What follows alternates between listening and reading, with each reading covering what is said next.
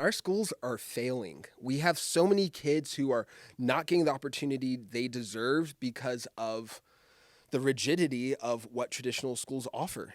The rigidity of traditional schools don't allow students to actually flourish the way they can. And if we avoid using technology like AI, we're not going to be the best and most efficient tool for kids to learn. Kids have been left behind. It is time to help them come forward. Yeah, I completely agree. Why do schools need to implement AI? So we can stay current. Society's changing. If we don't jump on this technology, there's going to be a new technology in the next 10 years that we're not ready for. So we need to wrap our heads around this and use it as a tool to find success for kids. AI is going to finally enable us to get rid of the ineffective teacher in front of the classroom model and allow our teachers to focus on what really matters, which is human connection and motivation and support, and allow our students to get the personalized learning, truly personalized learning that every single one of them needs. That's the incredible revolution that AI will allow. And I know if teachers had an opportunity to see what we get to do here, oh man, it'd be hard to go back. It'd be hard to go back. Welcome to the Future of Education podcast, hosted by MacKenzie Price. MacKenzie is the founder of a revolutionary new school model that's disrupting education through AI. Join us as we discuss the latest in education innovation.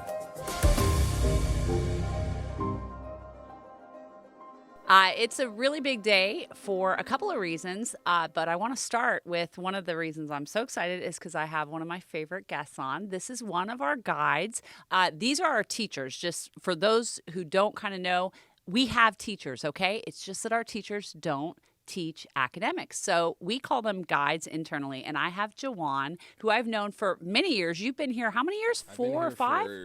Three going on four. Three going on four. Yeah. Okay. So Jawaan is one of our guides. He works with our middle school students, our 7th and 8th grade students. Yes. Jawaan, welcome to Future of Education. Hi, thank you. I'm happy to be here. Yeah, it's so fun to get to talk. So that's one of the things that's exciting. The other thing that we're going to talk about is the huge executive order that came out last night, where the president has basically said K through 12 needs to incorporate AI. We're going to talk about that. Yeah. But first, I want to dive into a little bit more about you because I think people get so interested in what the role of a teacher is in a school like ours. So why don't you give us like your quick description?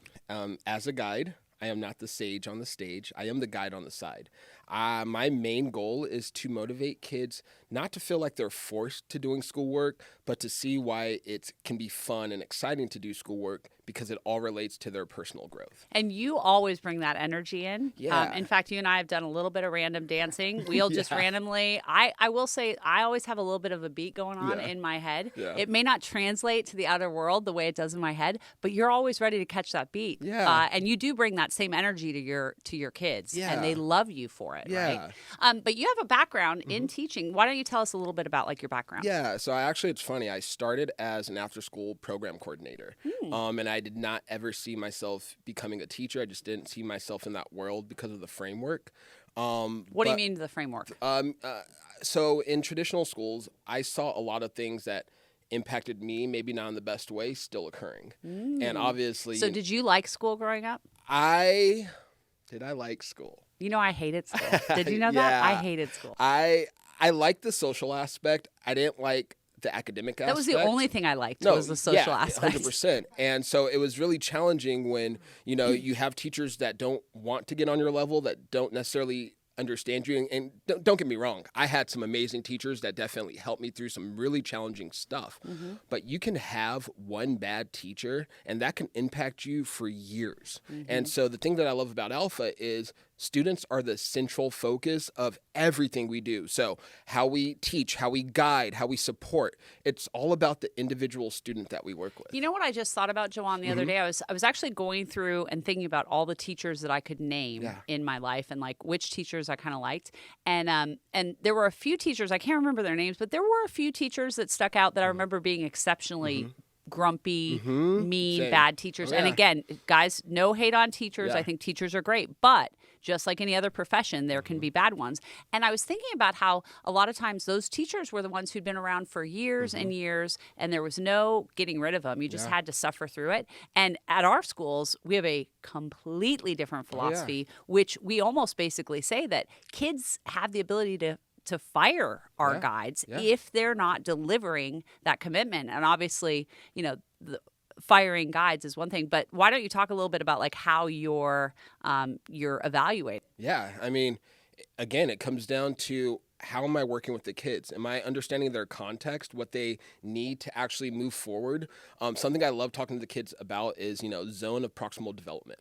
So are the students that I'm working with at the right level to allow them to grow, or are they at a level that's going to hinder their progress and make them not want to do the work? And every kid's different. Every kid's different. If you're not in that zone of proximal development, if you're not being challenged or you're being challenged too much and you're kind of shut off, it doesn't work. It's not going to work. It doesn't work, Yeah. exactly. And so what I noticed in traditional schools is it was very hard for me to give the materials because of the pacing for every student. Here at Alpha, it's individualized. And so I can give students very specific tools to allow them to get over that academic hump that maybe they wouldn't be able to do in a traditional school. Yeah, that makes sense. Well, let's jump back. You said after school coordinator because you're like you wouldn't have wanted to be like a regular teacher. Yeah. You're not a regular teacher. You're a cool teacher. Yeah, that's well, like I'm not a regular mom. I'm a cool mom. Yeah, oftentimes that's what I was described at in traditional schools, because it's not that I went against the rules, but I understand. So you did become a teacher eventually. Is that So let's talk I about was a that, because you teacher. were an after school Yeah. coordinator. You weren't going to be a teacher, but then what happened? So my head of school at my old school said you should try working in the kindergarten classroom. And so I was in the kindergarten classroom supporting the technology integration, supporting a head teacher, and I was able to see, again, it's hard to implement technology into a system that doesn't support it. Of course. And so seeing how I was using, apps like Starfall, so kids can do number recognition. And so these apps really allowed, not only did it support the teacher. You were using apps back then in a traditional school. Oh, yeah. Okay, This that's cool. This was, 15 years ago. Oh, okay. Wow. And it You're was not that old, are you? Oh, man. 15 I'm up there. years I'm ago? up there. Let's not tell anyone, though. You seem young. I mean, you still wear it well. Yeah, Okay. thank you. But yeah, and so it was cool to be in this realm of implementing technology while seeing the traditional education occur, because the technology just superpowered what the kids learned, and it superpowered their enjoyment for school, because it wasn't just one teacher talking to 30 kids. It was now one teacher talking to 30 kids, and now they're going on these apps to actually use what they just learned. What kind of school was this? Was this a public school, a private school? So this was a private school from my got it. hometown. Okay. Where's your hometown? Long Beach. Long Beach. Yeah, Long Beach, Okay. California. California LBC. And so again, it's just great because I was able to see how much technology, if implemented the right way, can really help learners. That is pretty cool because, when we started the first school in 2014, long before AI was a thing that people knew about, but we knew back then we could use adaptive apps. Yeah. And so we were doing that. So it sounds like you had found a very progressive school that was 100%. incorporating apps 100%. into that. Okay, so this is a long time ago, but you were doing that. Okay, great. And so as I was at that traditional school, it was great. But I hit my wall at one point there, and I actually transitioned to another blended learning environment for a professional soccer team. Ooh. Yeah, and while there, I was able to see, and it wasn't 2-hour learning; it was 4-hour learning. Okay. And it allowed the students to do their schoolwork from 12 to 4, and then they would go and train with professional athletes from 4 to 6. They Okay. also came in the early morning to do their own training by themselves from 8 to 11:30. Okay, so they did training in the morning, academics in the afternoon, more training in the afternoon. Exactly. And what age group was this? This was high school. So High school actually, we had one 8th grader, but it ranged from You were 9th with to the LA 12. Galaxy, right? Yes. Okay, Yeah. got it. I didn't know if Okay. we could name drop. That's okay. That's cool. Yeah. Well, and actually, because the way that you came to our school, I know that you connected with our head of our K through 8 Stephanie school, Bedoria. Stephanie, who's with us as well, and so I remember that was the connection. Okay, so then what? But it shows you what education can be, and it doesn't have to look like the traditional model for every student. I had students from Watts, South LA, who, if they didn't have this opportunity, I always worry about where their lives would have gone. And I actually have a student who, touches base with me every couple of months. I met him when he was a sophomore in high school. He is now a graduate of Dominguez Hills. And at one point, he thought that he wasn't going to make it. He wasn't going to get through this school thing. He was depressed, unmotivated. And something that I always encourage in my students every level is adaptability is key. If you're not willing to put in the work now, be ready to adapt later because it's going to get hard. And so he messaged me with that exact messaging, like, Mr. Delaney, thank you so much for, just really pushing adaptability in my life. Life got hard, and I just remember you always grilling me like, hey, it's going to get hard at some time. Are you going to be able to adapt? And he did, and he's so much happier because of that, and he can call me and tell me how happy he is because of that connection we made. Yeah, I mean, one of the parent tenets we say in our schools for parents is the only thing constant is change, right? Yeah. And so be okay with the fact that things are going to change, and probably doing soccer, that, sports is such a great place to see those kind of life skills that you need to build is adaptability and being able to change. And for all students like that, when you can find that this is their love, this is what they want to do. And if you can connect that to the harder things, let's say school, for example, they have so much more opportunity to find success because they see the connection between the two things. If there's no connection there, they won't care. And so something I love about Alpha is I get to find the unique connection for each individual student that I work with. Give me some examples, like specific examples of how, because that's one of the things that I always talk about is that our guides figure out every single kid, like what is their specific motivation lever? What is their interest? Not a general one. So give me some examples of like some of your students maybe over the years or this year of like. Let's talk about this year. Okay, great. So, I have a student currently who, like me, is a soccer star, and he absolutely loves it. And so I'm now working with him to use AI to actually make workshops. And this is normally what guides do. We are the ones that make the workshop, but we always want to give the student opportunity to run the school because this is a student-led school. Yes. And so the student currently built a workshop for soccer and football. His test to pass is he wants to, for the football aspect, take the college combine times and bring them down to what would be a high level for a middle school student, and then students have to beat those times. Ooh. For soccer, we're gonna have a middle school combine. That's what I'm. Yeah, exactly. Cool.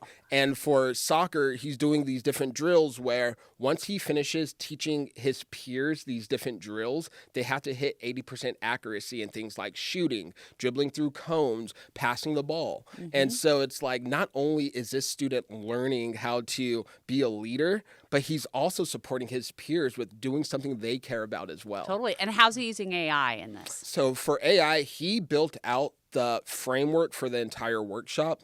But obviously, he's in 7th grade, and adding that detail, it's kind of difficult for him right now. And so he uses AI to fill in some of the blank parts. Like, okay, I want to do a soccer drill that teaches kids how to shoot better. He might use AI to say, what's the best form for me to verbalize this to my peers? And by the way, that is such a great example of the use of AI. Yeah. AI, if you're using AI just as like a search engine, that's a terrible use of AI. I AI agree. is really good at helping kind of deepen and add to ideas that you have and give feedback on things like, okay, I have this workshop. Here's what I want to do, but I've got to keep kids busy for 45 minutes 3 times a week. Here's some of the drills. What else can I do? Those types of things. Yeah. So he's using AI as a thought partner exactly. in building this workshop. And that's a big thing at Alpha is we want to teach kids how to use this technology efficiently and effectively, not cheat.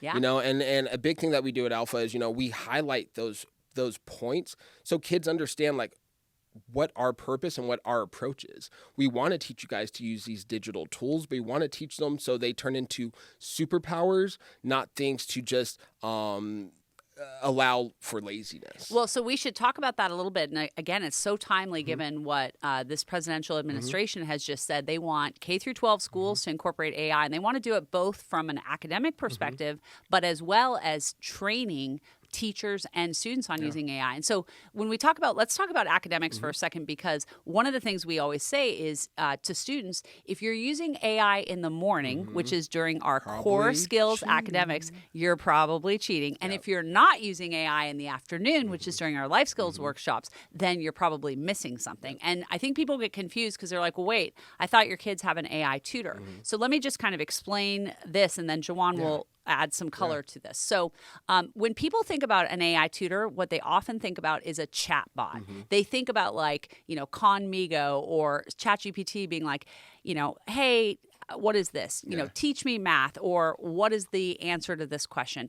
That's the one part of AI. We do not use a chatbot feature in our AI tutor. Our AI is actually undercover, it's the underlying platform that makes sure that a student is learning efficiently and effectively, that they're going through the proper material at the proper pace for them. And so if you talk to one of our students and say, tell me about this AI tutor, they would probably we don't know what you're really talking about. What we do is we use adaptive apps. And so I work on iExcel, and I work on Alpha Read, and I work on eGump, and I work on Alpha Write, that kind of thing. And so in their heads, they're thinking of this as like, why use adaptive apps? What we have done is the AI makes sure that a kid can't just hop into iExcel as an example and say, oh, I'm going to go do this math lesson or this math lesson or this one. It's making sure they're going through a prescribed learning plan that we have created via this AI tutor. So that's kind of the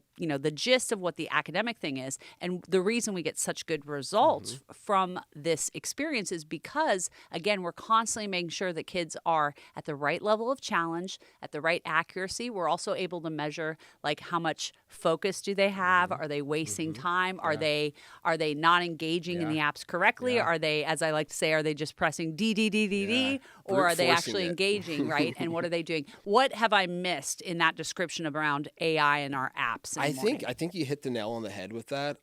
Something else that's really cool with the AI is, like you said, it's not just telling kids what to do. It's being used to basically collect data to give us the guidance we need to support each individual student. Yeah. And that's one thing. So again, the reason we don't use a chatbot is because I think if there was some chatbot on a kid's computer, unfortunately, people will use it to cheat, right? They would say, oh, here's a math problem. Let me just copy, paste. What's the answer? And this is one of the reasons, they talk about how AI can hallucinate. It can provide wrong answers. We don't really deal with that aspect because we're still using like K-8 Common Core curriculum, the same curriculum that students in a traditional classroom are learning off of. So it's not like we're using an AI feature that's like come up with an 8th grade, math program or something like that. It's watching the efficiency. Yeah, and that's why I like how we use AI. It's because we're not just, throwing the bathtub out with what was it? Throwing the baby out with the bathtub, right? Water, yeah. We're taking all the best things from traditional schools because we've learned so much from traditional schools, but we're now aligning it with today's technology. And I think this collaboration between the two is what's going to allow Alpha to be truly successful. And I think the fact that we can pivot the way we do to make adjustments based on what our students need, I think it's absolutely vital for any school to have that as a foundation. That wraps up part 1 of this episode, but don't worry, there's a part 2 coming soon. Thanks for listening to MacKenzie Price and the Future of Education podcast. If you haven't hit that subscribe button, now is the time to do it, so you can stay up to date on all our episodes. You can connect with MacKenzie on social media and be part of our daily conversation over on Instagram at futureof_education.